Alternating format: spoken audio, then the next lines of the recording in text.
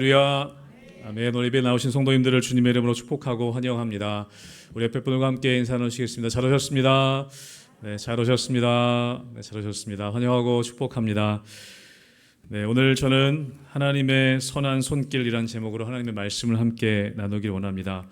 우리 지난주부터 우리 수요일에 느헤미야서 말씀을 함께 나누고 있습니다. 우리 지난주에 나눴던 느헤미야 1장의 내용은 예루살렘이 황폐화됐다, 예루살렘 성벽이 다 무너져 있다라는 소식을 들은 느헤미야가 울고 슬퍼하고 금식하며 기도하는 내용, 그리고 기도의 그 내용이 1장 전체에 기록되어져 있었습니다. 그 기도했던 때가 언제냐, 또 예루살렘의 소식을 들었던 때가 언제냐, 우리 1장 1절에 보면 아닥사스다 왕 제20년 기슬르월이었다라고 그렇게 성경은 기록합니다. 기슬르월, 우리로 치면 11월에서 12월 정도 된다고 합니다. 그리고 오늘 이제 2장 1절의 상황이 되었습니다. 여러분, 우리 2장 1절의 말씀을 다시 한번 우리 같이 함께 읽어보도록 하겠습니다. 시작. 아닥사스다 왕 제20년 니산월에 왕 앞에 포도주가 있기로 내가 그 포도주를 왕에게 드렸는데 이전에는 내가 왕 앞에서 수심이 없었더니. 2장 1절에 보면 아닥사스다 왕 20년 니산월이 되었다라고 그렇게 기록하고 있습니다. 시기를 우리가 살펴볼 수 있습니다. 우리 느헤미야가 예루살렘에 대한 소식을 들었던 때, 그때가 1장에 나왔던 기슬르월 11월에서 12월 정도 됐다고 말씀드렸고요. 오늘 2장 1절은 오늘 아닥사스다 왕 20년 니산월이라고 이야기하고 있습니다. 니산월은 지난번에 말씀드렸던 것처럼 3월에서 4월경을 이야기합니다. 시간이 어느 정도 지났는지 우리가 짐작할 수 있습니다. 4개월 정도가 지난 시간인 것이죠. 느헤미야는 예루살렘에 대한 소식을 듣고 왕 앞에 서는 오늘 2장 1절에까지 4개월 정도의 오늘 기간이 지났습니다. 예루살렘이 회파되었다는 소식을 들었습니다. 그때가 11월에서 12월 겨울이었다면 이제 느헤미야가 4개월가량 금식하며 기도하는 기간이 지났습니다. 그리고 하나님의 역사가 시작되는, 우리 계절로 따지면 3월에서 4월 봄이 되었던 것이죠. 여러분, 우리에게 닥친 영적인 겨울이 있을 때가 있습니다.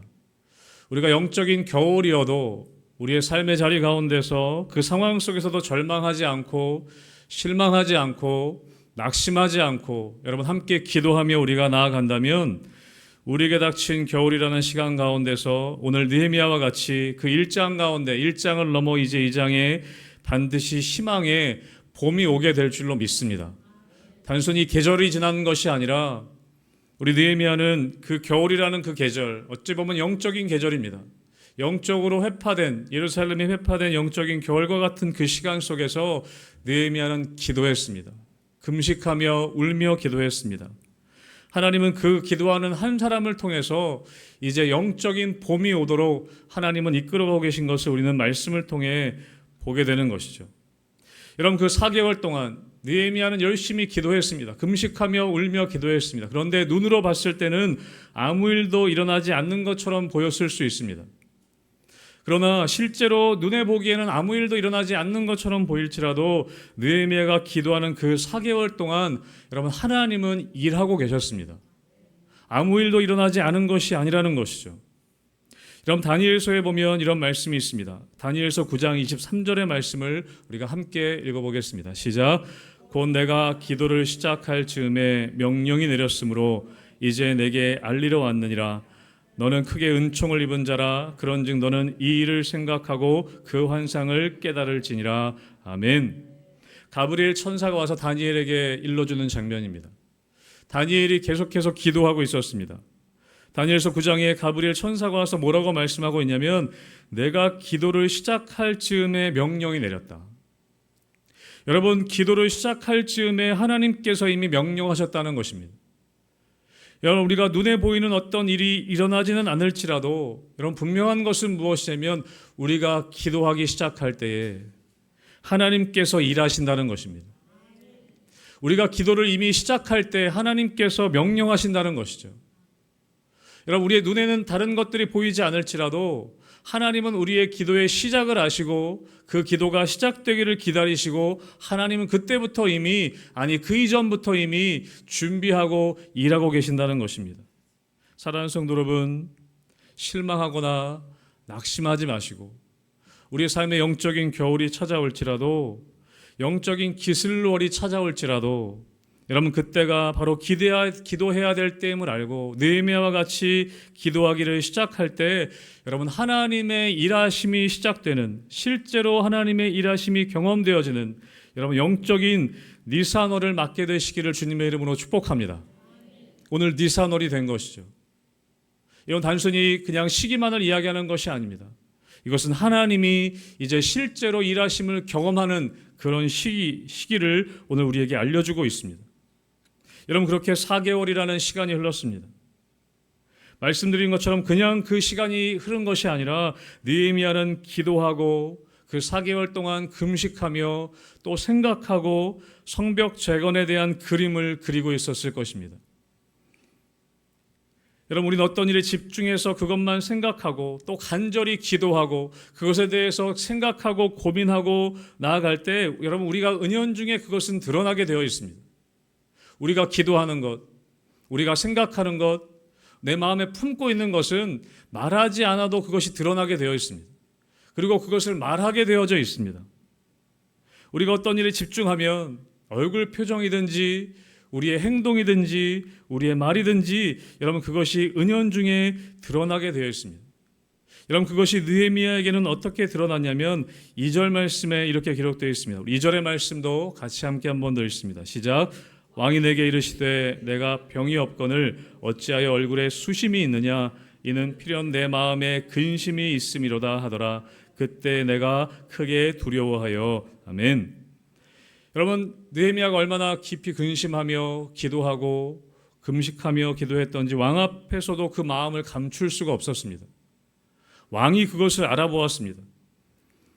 오늘 2절에서 얘기하죠. 얼굴에 수심이 있느냐 이는 필연 내 마음에 근심이 있음이로다. 그 얼굴에 드러났다는 것이죠.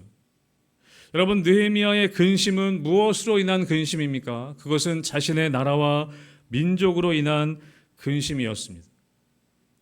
여러분 이런 걸 보면 꼭 근심이 없는 것만이 좋은 건 아닌 것 같습니다. 아무 걱정 근심 없는 것이 꼭 좋은 건 아닌 것 같습니다. 어쩌면 내 삶에 아무 걱정 근심이 없다는 것은 나 말고는 다른 데 관심이 없다는 말도 있을 수 있는 것 같습니다. 여러분 우리의 삶 가운데 나에게는 내 일에는 별로 걱정할 것이 없는데 여러분 우리 주위에 걱정할 것이 많지 않습니까? 우리 주위의 이웃들을 보면 또 주위에 아파하고 있는 성도들을 보면 또 우리 교회와 이 지역과 나라와 민족을 봤을 때 여러분 근심하지 않을 수 없을 것 같습니다. 여러분 근심이 때로는 필요합니다. 때로는 염려도 필요한 것이죠. 여러분 그래서 고린도후서 7장 10절에 보면 이렇게 얘기하고 있습니다. 같이 함께 읽어보겠습니다. 시작. 하나님의 뜻대로 하는 근심은 후회할 것이 없는 구원에 이르게 하는 회개를 이루는 것이요 세상 근심은 사망을 이루는 것이니라. 아멘. 여러분 고린도후서에 보면 하나님 뜻대로 하는 근심이 있고 세상 근심이 있다는 것입니다. 세상적으로 하는 근심이 있다는 것이죠. 여러분에게 하나님의 뜻대로 하는 근심이 있게 되시길 주님의 이름으로 축복합니다. 여러분 오늘 느헤미야는 근심이 있었어요. 그런데 그것은 자기의 어떤 유익을 위한 근심이 아니라 자기의 나라와 민족을 위한 근심이었습니다. 어찌 보면 하나님의 뜻대로 하는 근심이었습니다. 여러분 오늘 읽은 2장 마지막 부분 2장 10절에 보면 또 다른 근심하는 사람들의 모습이 나옵니다. 2장 10절에 호론 사람과 산발락과 종이었던 암몬 사람 도비아가 이스라엘 자손을 흥왕하게 하려는 사람이 왔다 함을 듣고 심히 근심하더라. 여러분 이 사람들도 근심했습니다. 여러분 그런데 이 사람들의 근심은 아까 고린도후서에 나온 것처럼 세상적인 근심이었습니다. 여러분 그들이 근심하는 이유가 무엇입니까? 자신들의 정치적인 입장과 자신들의 정치적인 입지와 관련이 있습니다. 그들은 팔레스타인에서 아주 막강한 권력을 지금 행사하고 있었습니다. 그런 그들에게 이 페르시아 왕의 측근이었던 느헤미야가 유다의 총독으로 부임한다는 것은 그들의 자리를 위협하는 일이었습니다. 그들의 자리가 아주 위협적인 것이었죠. 여러분 그래서 그들은 심히 근심했습니다. 여러분 이들의 근심은 자신의 자리에 대한 근심이었습니다. 자기의 유익에 대한 근심이었습니다. 고린도서 나온 것처럼 세상적인 근심이었습니다. 여러분, 여러분의 근심의 내용은 어떤 내용이 있습니까? 물론 내 삶의 문제들 때문에 근심할 수 있습니다. 여러분, 그런데 여러분, 그 근심이 나의 문제에 대해만 집착되지 않기를 원합니다. 그 근심이 하나님 뜻대로 하는, 하나님의 마음으로 하는 근심이시기를 다시 한번 축복합니다. 여러분, 느헤미야는 그런 근심이 있었습니다.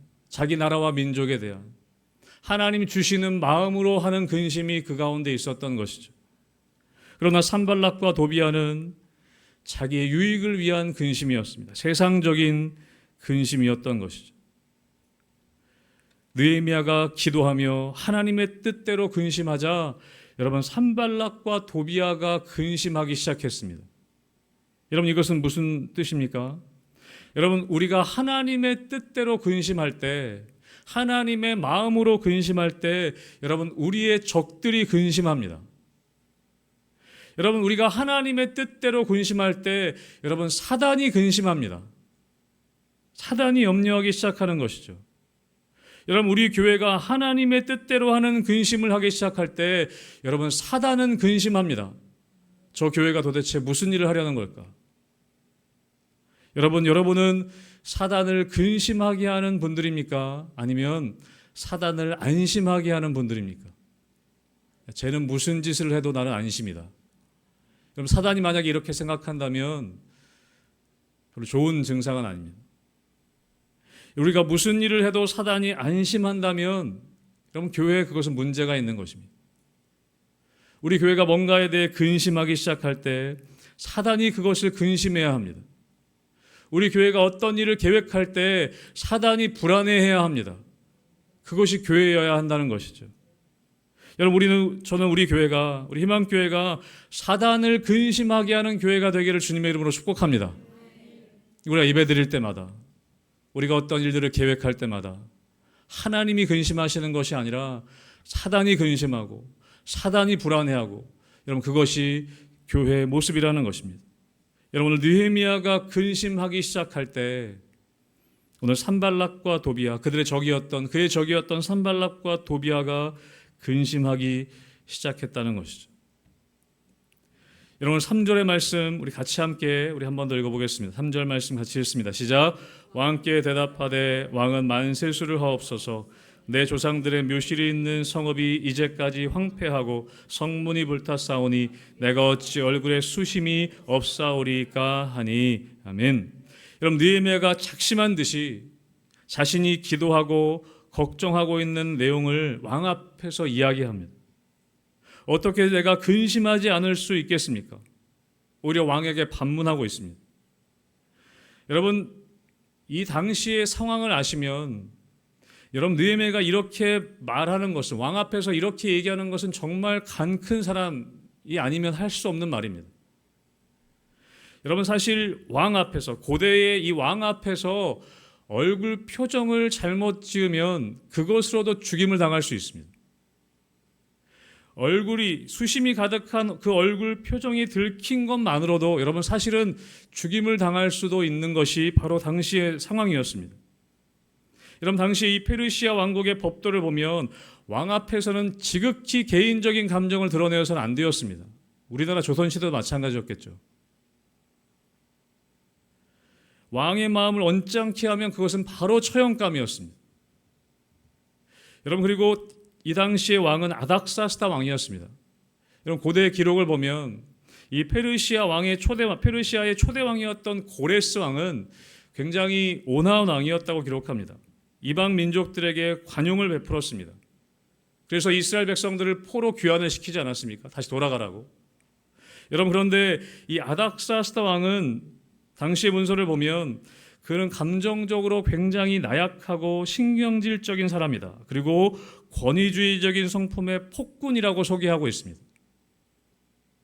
그래서 어떻게까지 이야기하냐면 차라리 왕이 되지 않았다면 좋을 뻔했던 사람으로 평가하고 있습니다. 아닥사스다 왕이 그런 사람이었습니다. 여러분, 그런 사람 앞에서 자신의 얼굴 표정이 수심이 가득한 것을 드러냈다면 여러분, 기분 나쁘면 처형감입니다. 여러분, 그런데 오늘 느헤미야는 얼굴에 수심을 드러냈을 뿐만 아니라 그가 그의 상황에 대해서 왕 앞에서 지금 설명하고 있습니다. 여러분 2절 마지막 부분에 보면 그때 내가 크게 두려워하였다. 왕이 어떤 사람인지 알았기 때문에 사실은 두려움이 있었습니다. 내가 걱정하는 게 들켰다는 것을 알았을 때 두려워하였습니다. 여러분 그래서 왕이 물어보죠. 어찌 얼굴에 수심이 있느냐? 여러분 만약에 두려워했다면, 두려움으로 끝났다면 왕에게 아마 변명했을 것입니다. 괜찮습니다. 왕이시여. 별일 아닙니다. 죄송합니다라고 아마 마무리했을 것입니다. 그런데 느헤미야는 담대하게 자신의 걱정과 자신의 고민을 왕 앞에서 이야기했습니다. 여러분 어떻게 이렇게 담대하게 이야기할 수 있었을까요? 여러분 그것은 1장과 2장의 힌트들이 있습니다. 그것은 무엇이냐면 느헤미야는 기도하고 있었기 때문입니다. 여러분 지난주에 우리 수요일날 마지막 절 읽었었는데요. 우리 1장 11절 뒷부분에 보면 어떤 기도의 내용이 있냐면 오늘 종이 형통하여 이 사람 앞에서 은혜를 입게 하옵소서. 여러분 이 사람이 누구냐면 왕입니다. 하나님 기도했습니다. 하나님 내가 왕 앞에서 은혜를 입게 하옵소서. 여러분 느헤미야는 기도하고 있었습니다. 하나님 내가 왕 앞에 설 때에 하나님의 때에 왕 앞에서 은혜를 입게 하여 주십시오. 여러분 그리고 느헤미야는 오늘이 그때라는 것을 깨달았습니다. 오늘이 그때라는 것을 알아차렸습니다. 여러분 기회의 때를 알아차리는 것도 여러분 기도할 때 깨달을 수 있습니다. 내가 지금 이렇게 얘기했을 때 죽지 않을까 두려워하는 마음이 느헤미야에게 있었습니다. 그러나 그는 기도했기 때문에 하나님 이 왕 앞에서 내가 은혜를 입게 해 주십시오. 그렇게 4개월 동안 금식하며 기도해 왔기 때문에 여러분 느헤미야는 두려웠지만 바로 그때라는 것을 깨달을 수 있었던 것입니다. 여러분 기도하는 사람만이 하나님의 은혜의 때를 알아차릴 수 있는 것입니다. 다른 사람들이 보기에는 정말 위험한 때인데 다른 사람들이 보기에는 아무 말도 하지 말아야 하는 때인데 여러분 기도하는 사람에게는 그 때가 기회의 때로 보일 수 있다는 것입니다. 사랑하는 성도 여러분 기도로 준비하시기를 주님의 이름으로 축복합니다. 하나님의 때가 있다는 것입니다. 우리가 기도할 때에 우리가 구체적으로 우리가 하나님의 은혜를 구하며 기도할 때에 어려운 상황이지만 우리가 기도로 준비한다면 여러분 하나님은 우리에게 기회의 때를 알게 해주신다는 것이죠. 오늘 느헤미야는 그 기회의 때를 캐치해냈습니다. 그리고 이야기했던 것이죠. 그냥 아무것도 아닙니다 하고 넘어가지 않고 자신의 걱정과 근심과 자신의 기도의 내용을 왕 앞에 고백했습니다. 여러분 4절에 보면 또 이렇게 되어 있습니다. 4절에 한번 4절 말씀도 같이 함께 읽어보겠습니다. 시작. 왕이 내게 이르시되 그러면 내가 무엇을 원하느냐 하시기로 내가 곧 하늘의 하나님께 묵도하고 아멘. 여러분 당시 페르시아 왕은 절대 권력자였습니다. 여러분 그 왕이 무엇을 원하느냐라고 물어봤습니다. 여러분 그에게는 무엇이든지 들어줄 수 있는 권력과 능력이 있었습니다. 자신감의 표현이었죠. 너희가 무엇을 원하느냐. 여러분 느헤미야는 오랜 시간 이 절대 권력자 당시의 페르시아 왕을 성실히 섬겼습니다. 여러분 근데 오늘 4절 뒷부분에 보면 뭐라고 되어 있냐면 내가 곧 하늘의 하나님께 묵도하고. 여러분 당시 페르시아 왕은 절대 권력자였습니다. 그 절대 권력자가 지금 물어보는 거예요. 네가 무엇을 원하느냐. 지금 뭘 얘기해도 아마 들어줄 수 있는 시간이었습니다. 그런데 느헤미야의 태도는 어떠했냐면 내가 하늘의 하나님께 묵도했다라고 되어 있습니다. 여러분 느헤미야는 철저하게 이 페르시아 왕의 신하로 성실히 그를 섬겼습니다. 그러나 느헤미야는 자신의 진짜 주인이 누구인지 분명히 알고 있었습니다. 헷갈리지 않았습니다. 여러분 왕은 스스로 생각했을 거예요. 내가 말하면 다 들어줄 수 있다. 무엇이든지 내가 다 들어줄 수 있는 존재라고 스스로 생각했습니다. 주위의 모든 사람들이 그렇게 생각했을 것입니다. 여러분 그러나 느헤미야는 페르시아 왕이 자신의 모든 필요를 채워줄 수 있는 사람이 아니라 하나님만이 자신의 삶을 인도하시는 분이라는 것을 잊지 않았습니다. 그래서 절대 권력자인 그 왕 앞에서도 잠깐이라도 하나님 앞에 기도할 수 있었던 것이죠. 여러분, 다니엘도 마찬가지였습니다. 바벨론의 느부갓네살이라는 그 왕을 섬기고 있었지만 그는 진짜 이 땅의 왕이 누구신지를 알았기 때문에 그는 하루 3번 창문을 열고 기도했던 것입니다. 여러분, 느헤미야는 페르시아 왕을 섬기는 사람이었지만 하나님을 따르는 사람이었습니다. 여러분, 우리는 느헤미야에 대해서 이야기할 때 느헤미야의 리더십에 관심이 많습니다. 느헤미야의 리더십에 관한 책들도 많이 있습니다. 수많은 이스라엘 백성들을 이끌고 돌아와 성벽을 재건한 위대한 리더였던 느헤미야, 리더로서의 느헤미야를 우리는 많이 생각합니다. 여러분, 그런데 느헤미야는 어떤 사람들을 이끄는 사람이기 이전에, 리더이기 이전에 철저하게 하나님을 따르는 사람이었습니다. 여러분, 그래서 유진 피터슨이라는 목사님은 그분의 책에서 어떻게 썼냐면 이렇게 쓰셨습니다. 우리의 기본적인 정체성은 리더가 아니라 팔로워이다. 누구를 이끄는 사람이 아니라 따르는 사람이다. 예수님은 우리에게 이끌라는 말씀 대신 따르라는 초대장을 우리에게 보내주신다. 여러분, 예수님은 우리에게 너희가 사람들을 이끌어라 라고 말씀하시는 것이 아니라 나를 따라라 라고 말씀하십니다. 여러분, 우리는 누구를 이끄는 사람이 아니라 예수님을 따르는 사람입니다. 하나님을 따르는 사람입니다. 여러분, 저는 희망교회 담임 목사로 부임하여서 여러분들을 이끌려고 하지 않습니다. 여러분을 이끄는 사람으로 저를 하나님 부르시지 않았습니다. 저는 하나님을 따르는, 예수님을 따르는 사람으로 하나님이 저를 부르셨습니다. 사랑하는 성도 여러분, 하나님을 따르는, 예수님을 따르는 예수님의 제자 되시기를 주님의 이름으로 축복합니다. 여러분, 느헤미야는 그것을 분명히 알았습니다. 왕을 섬겼지만 나의 왕은 하나님 한 분뿐이라는 것을 알았기 때문에 그 앞에서도 잠깐이라도 하나님 앞에 기도할 수 있었던 것이죠. 여러분, 그것을 어떻게 표현합니까? 오늘 4절 뒷부분에 나온 것처럼 내가 곧 하늘의 하나님께 묵도하였다. 여러분, 그 중요한 시간에, 그 중요한 짧은 시간에 느헤미야는 기도했습니다. 주님, 도와주십시오. 주님, 저에게 지혜를 주십시오. 여러분, 4개월간 기도하고 금식하며 작정하며 기도하는 그 시간들도 필요했지만 여러분, 순간순간 하나님의 도우심을 구하는 기도의 훈련도 우리에게 필요합니다. 작정하여 드리는 기도도 필요합니다. 그러나 여러분, 순간순간 여러분 삶의 자리에서 잠깐씩이라도 하나님 앞에 기도하는 훈련이 필요합니다. 길을 걸어갈 때, 누군가와 대화를 해야 될 때, 누군가를 만나게 될 때, 새로운 일들을 잠깐 시작할 때 여러분, 짧은 순간, 그 중요한 순간순간 하나님의 도우심을 구하는 기도의 훈련, 여러분, 그것이 우리가 누구를 따르고 있는가를 보여주는 것입니다. 보여주는 것이죠. 여러분, 그래서 5절부터 8절까지 느헤미야는 예루살렘 성벽 재건을 위한 그동안 자신이 기도하며 생각하고 고민했던 것들을 왕 앞에 아뢰입니다. 여러분, 그랬을 때 어떻게 되었습니까? 여러분, 8절, 우리 하반절에 이렇게 나와 있는데 우리 8절 말씀 전체 한 번 더 읽어보도록 하겠습니다. 8절의 말씀입니다. 시작. 또 왕의 삼림 감독 아삽에게 조서를 내리사 그가 성전에 속한 영문의 문과 성곽과 내가 들어갈 집을 위하여 들보로 쓸 제목을 내게 주게 하옵소서 하매 내 하나님의 선한 손이 나를 도우심으로 왕이 허락하고. 아멘. 여러분, 왕이 허락했다. 느헤미야가 필요한 것들을 다 왕에게 고하니까 왕이 허락했습니다. 그런데 느헤미야는 이것을 어떻게 해석하냐면 왕의 허락을 하나님의 도우심이었다라고 고백하고 있습니다. 하나님의 선한 손이 나를 도우셨다.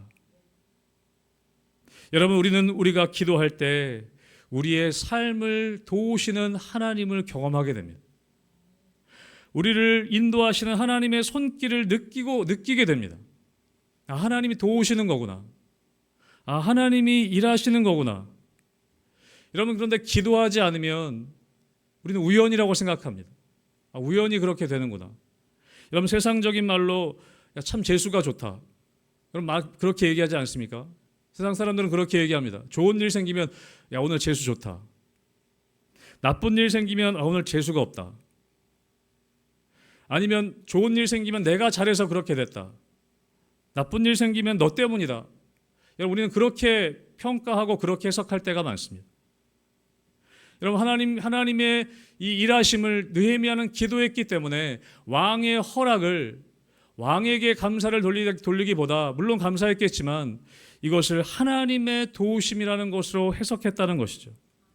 하나님의 선한 손이 나를 도우심으로.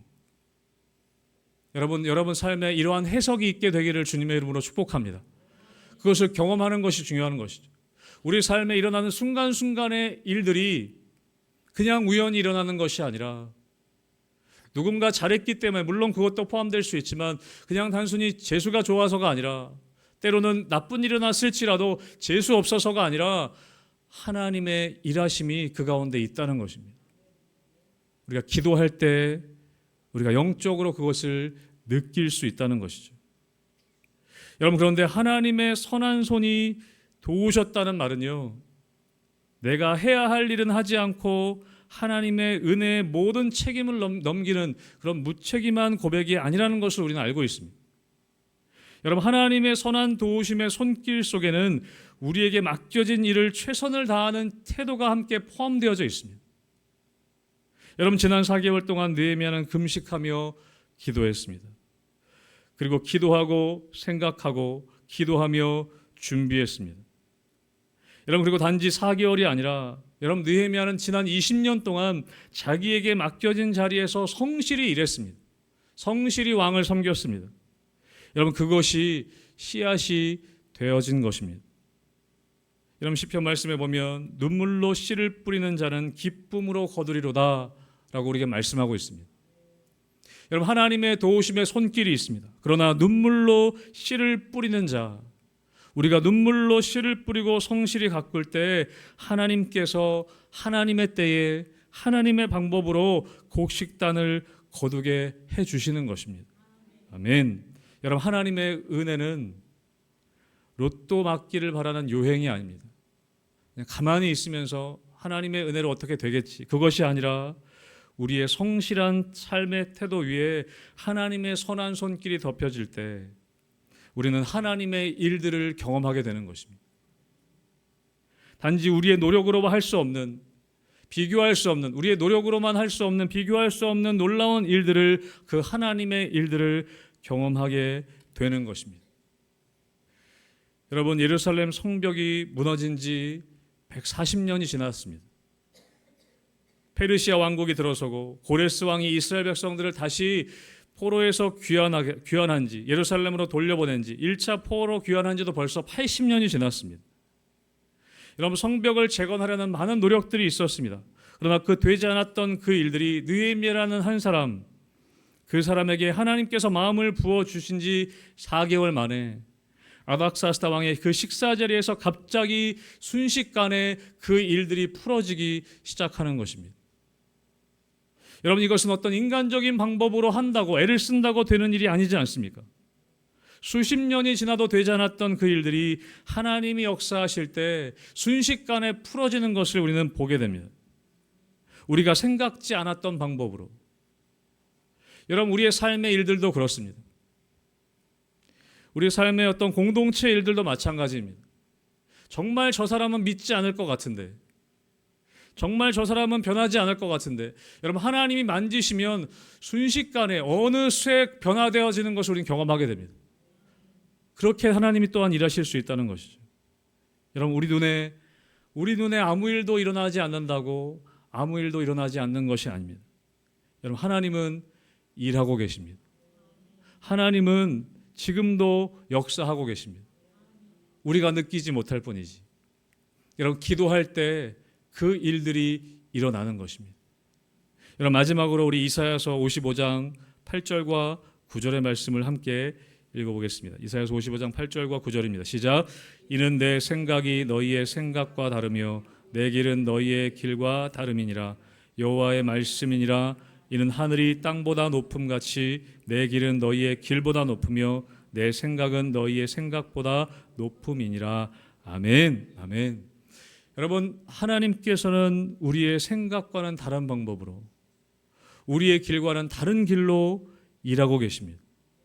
여러분, 느헤미야와 같이 기도하고 준비하는 사람이 그 하나님의 일하심에 동참할 수 있는 것입니다.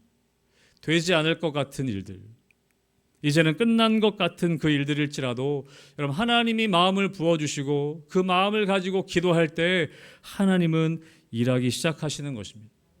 여러분 가정 가운데 풀리지 않을 것 같은 일들이 있으십니까? 여러분, 우리 교회 가운데 풀리지 않을 것 같은 일들이 있을 수 있습니다. 여러분, 한국 교회 가운데 계속되는 비관적인 소식들과 어려운 일들이 많이 남아 우리 가운데 들려지고 있습니다. 여러분, 그렇지만 하나님께서는 기도하는 사람들을 통해서 일하시는 줄로 믿습니다. 여러분, 교회를 위해 함께 기도하시기를 주님의 이름으로 축복합니다. 나라와 민족을 위해 함께 또한 기도하시기를 바랍니다. 우리가 간절히 기도하고 성실한 삶의 자세로, 성실한 태도로 우리의 삶을 살아나갈 때 하나님의 그 일에 동참할 수 있는 우리 희망교회 성도님들과 우리 교회가 되기를 주님의 이름으로 축복합니다. 아멘. 함께 기도하겠습니다.